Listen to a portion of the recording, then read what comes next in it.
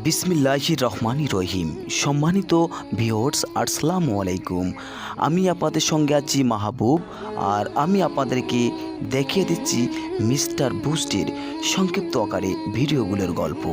তাই আমাদের চ্যানেলটিকে অবশ্যই সাবস্ক্রাইব করে আমাদের পাশেই থাকুন। সম্মানিত ভিউয়ার্স, আপনারা দেখতে পাচ্ছেন মিস্টার বুস্টের মানবিকতা। কেনিয়ার ছোট্ট একটি গ্রামে নিরাপদ পানির অভাব ছিল। নলকূপ স্থাপন করতে অনেক টাকার প্রয়োজন ছিল বা খরচ হতো, তাই তাদের সাধ্যের বাহিরে ছিল। তাই তারা পুকুর, নদী, খাল, বিল ইত্যাদির পানি সংগ্রহ করে সেই পানি তারা পান করত।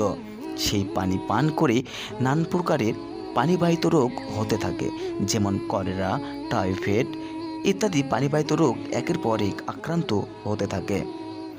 এই তত্ত্বটি একের পর এক গ্রাম, শহর এবং অন্য দেশ পেরিয়ে যখনই মানবতার মিস্টার বুস্টের কানে এসে পৌঁছে, তখনই পাখির মতো উড়ে যায় সেই কেনিয়ার ছোট্ট গ্রামে।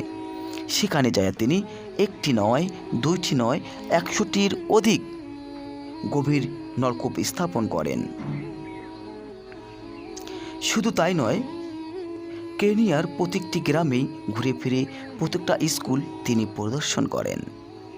সেখানে যা দেখলেন, চেয়ার, ব্রেঞ্চ সব কিছুই ব্যবহারের অযোগ্য হয়ে পড়েছে।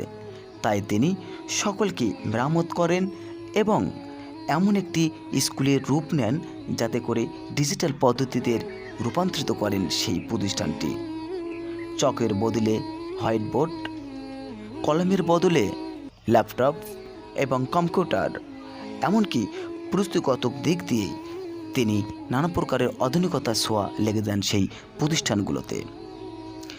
এমনকি শুধু তাই নয়, স্কুল শিক্ষার্থীকে স্কুল আসার জন্যই প্রত্যেকটা শিক্ষার্থীকে একটি করে বাইসাইকেলও দেন মিস্টার বুস্ট।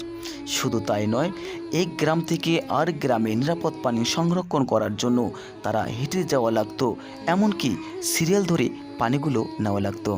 মিস্টার বুস্ট তাই গ্রামে গঞ্জে প্রত্যেকটি জায়গাতে, মহল্লায় তিনি স্থাপন করে দিয়েছিলেন গভীর নলকূপ। এমনকি সেই কেনিয়ান শহরের ভাঙ্গা সেতুগুলো মেরামত করেছিলেন মিস্টার বুস্ট নিজের অর্থায়নে। এভাবেই মানবতার কাছে সবসময় নিজেকে নিয়োজিত রাখে সেই মিস্টার বুস্ট। সেলুট জানাই সেই